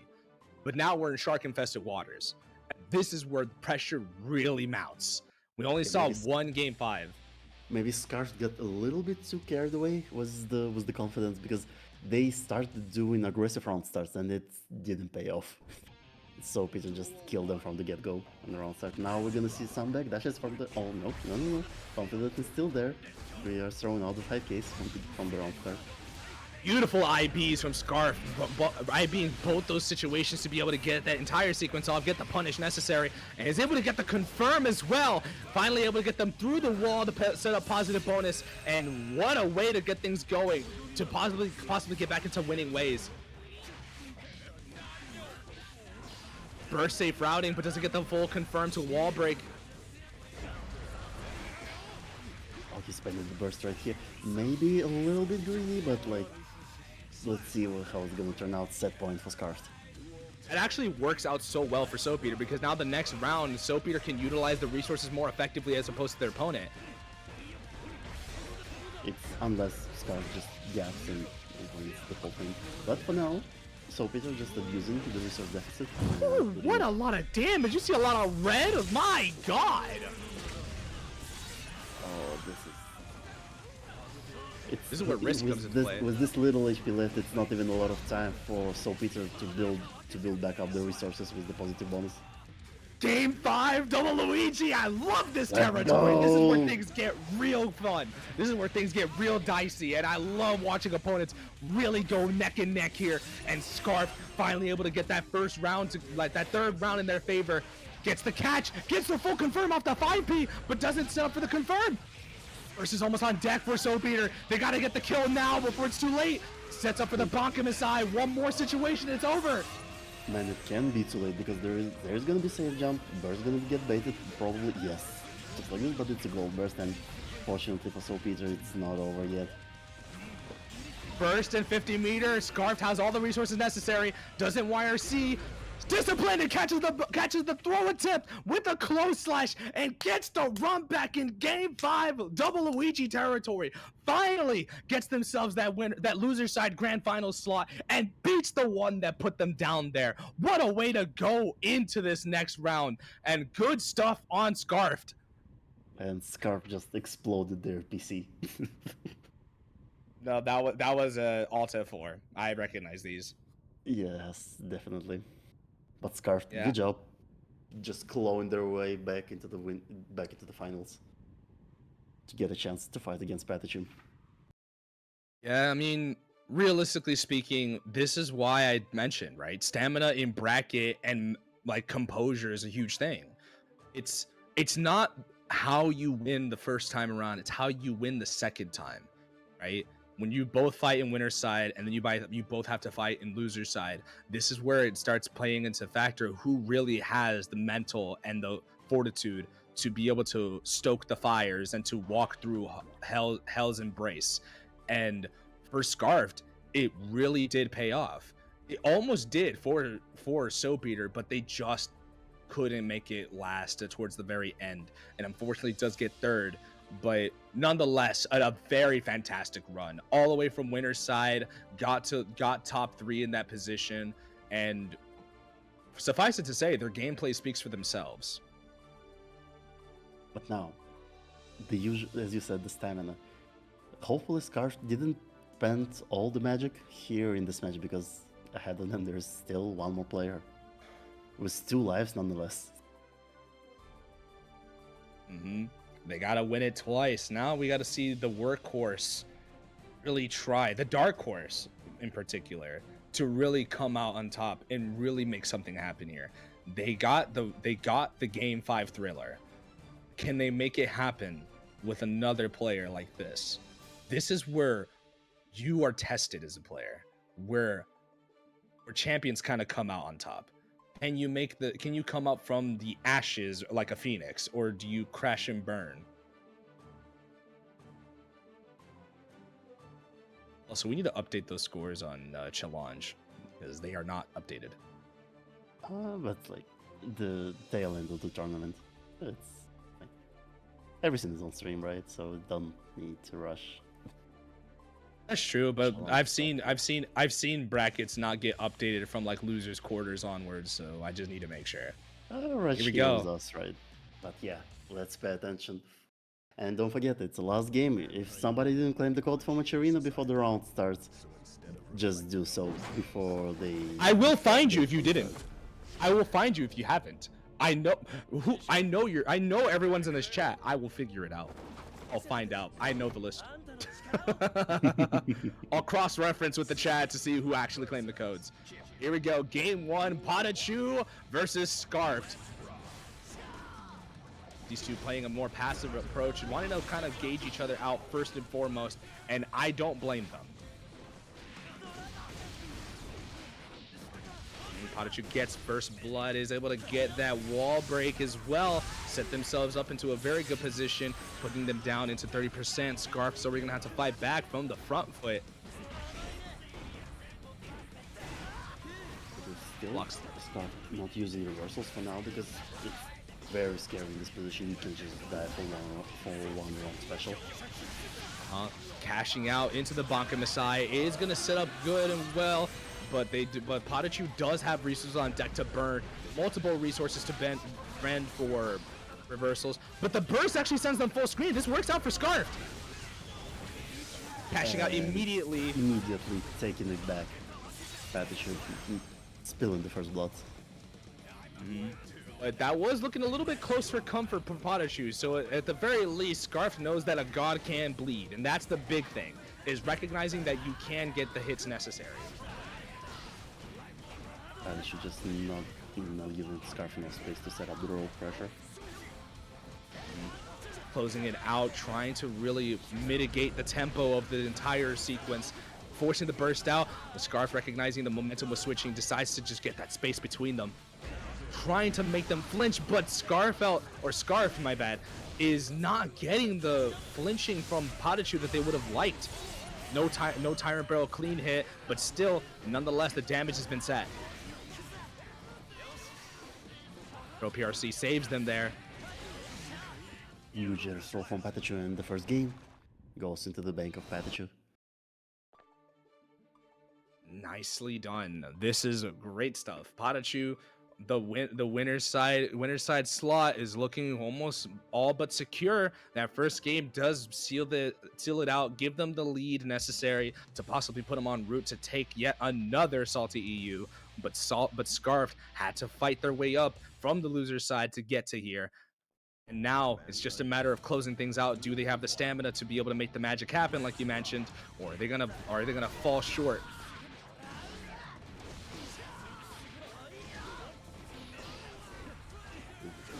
Now again, Scarf finds himself in the corner. The wall broken, with the super, the back broken. It's gonna be a heavy knockdown. PataChu doing the usual. The proximity of the close slash just whiffed, and it actually really worked out so well for PataChu. No DP extension actually saved them there. DP on both the clone as well as Chipp himself, so the damage has been doubled. But all the same, you got to make things work out. Gonna cash out quite a lot to get that crossover to the wall break.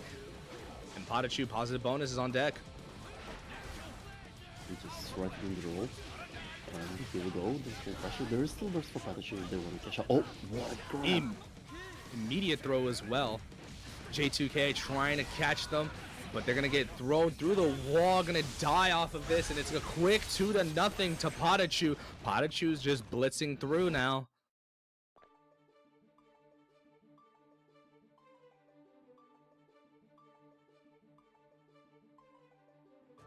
Yeah, despite all the momentum in Scarf's side, it doesn't really mean anything. So a friend of mine told me once before that momentum is only as useful as the player using it. Until then, momentum is always deemed as a myth. And PataChu doesn't believe in momentum. They believe in facts. And the fact of the matter is that they're dominating. Scarf's going to have to pull out all the stops if they really want to get this reset.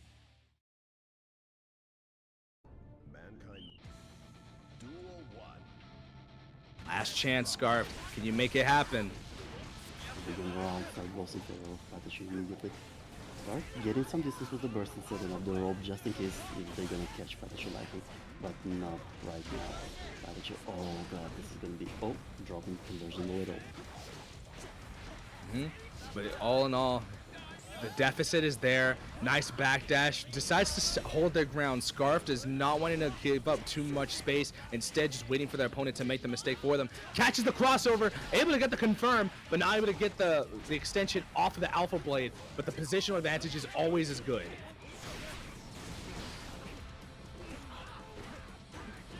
Not wanting to cash it out. Not wanting to spend a reversal. Instead, uses YRC to possibly get a safer approach. Trying to cross off PataChu and successfully does so, and now we are carrying all the way to the wall. On just not enough distance to stick it to the wall. Now PataChu trying to get out of the corner. Man grab, but PataChu spends it. Doesn't want to deal with any Oki. Nice IB, but doesn't get anything for it. Air throw of their own comes back with a vengeance. You thought you were going to get your get back? No, little bro. You were going to get caught, and you're going to like it. Last round tournament set for PataChu here, and it's all done and dusted. Scarfelt still got the fight left in him.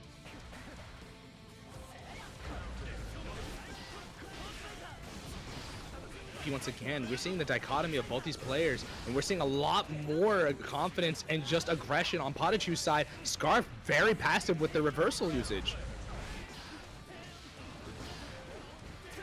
I'm trying to say scarfed, bro. It rolls off the tongue better, dude. Scarfelt rolls off the tongue better. Scarfed. It just sounds a little bit too close to being scuffed. To be real. But now PataChu just carrying to the wall and breaking with the RTL Super. They're Last on their here. way to take the Salty, the clean run. RC try to extend with the meter usage. Gonna get the full confirm and extend with the Zansen Roga. One more opportunity to possibly take this game and give themselves another lease on life. PataChu definitely not perturbed whatsoever, not disturbed by any sort of lead that may be dwindling, as they are leagues ahead. Now, there is also jump, but Scarf is not in this position. There is burst immediately coming out from the one connection from PataChu. And now PataChu just being patient, throwing out, fishing with his case, and carrying again all the way to the wall. Is this actually? No, it's not gonna kill. No, it's not gonna kill, but like, there is no burst, there is safe jump, and there is a grab to finish it all. Is it the perfect run for PataChu?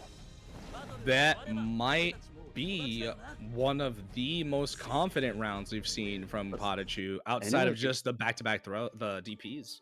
Congratulations to PataChu for taking the Salty. SaltyEU 135, and you are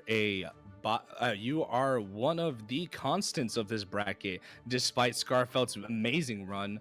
Very good stuff from PataChu to seal that momentum out. You don't want your opponent to get any sort of flow, and when you're on the winner's side, you can't take anything for granted. You've got to make good on your chance and seal it out before the opponent can get any momentum going. So congratulations against PataChu, and thank you everybody for joining up for us for yet another SaltyEU. Yeah, as you guys were talking about, it was 3 games that Pata dropped today in the whole run. 3 games. It was in 3 sets. It was 3-1, but other than that, it was clean 3-0s. So you know, a clean run, not perfectly clean, obviously, but like, you know, losing 3 games in a whole tournament. So that's kind of insane. That's one of the feats. But again, Pata consistently dominating every week. So you know, I don't want to say not surprising, because that's like undermining the result, because they're still winning a Salty, which is goated. But you know, Pata wins very consistently. So nice to see, to continue the consistency, right? Especially in a game like Strive, where sometimes the game can get really volatile. So you know, having someone this consistently like perform is really nice. So you know, I don't have much to say. Other than, you know, come to Head Stomper. I saw Cryo put the link in the chat a while ago. So, you know, for anyone, you know, who doesn't know, it's a nice little tournament in 3 weeks, you know, at the end of the month. And it's gonna be in Malmo, Sweden. I'll be there, Ace will be there, and a lot of gamers will be there. It's currently at 390 entrance. And yeah, for the games, you know, I can show you guys the events. Hold on. There you go, events. I'll show you guys because I have it weirdly cropped, so I'm doing it like this. So then we have Tekken, Street Fighter 6, Fatal Fury, and we have Strive, and it's an R.E.V.O Tour Gold event. So you can come farm your points. R.E.V.O Tour season just started. I think it's starting like this week or next week with the first events. I think it's so funny because you're mentioning the season starting again, bro. Most of the events are not in NA, so if you're trying to make it through on the NA side, bro, you gotta win everything. Yeah, I mean, it's kind of funny because, like, to be fair, not every event is announced yet. I remember I was going through the numbers and not everything has been announced just yet. For example, I think for Uni they announced like 3 events out of 8. Like they still don't have everything announced. But yeah, we have next weekend there's Brussels Challenge in Belgium, and then end of the month we have Headstomper, which is in Sweden. So Europe has a really tight schedule. They announced it pretty late, so I hope people can set up travels. But I like the changes they did to the rule set. I think R.E.V.O Tour this year is probably gonna be the best one in terms of just how the system works, because they kind of stole the Tekken World Tour that. You can go to as many events as you want, but you're not gonna just be farming points. You have was it 3 best results for gold events and 2 for platinum, something like that? Which means that if you go to 3 events and you get second place in all of them, well then, you're pretty much set that you're gonna qualify. You're pretty much there. Yeah.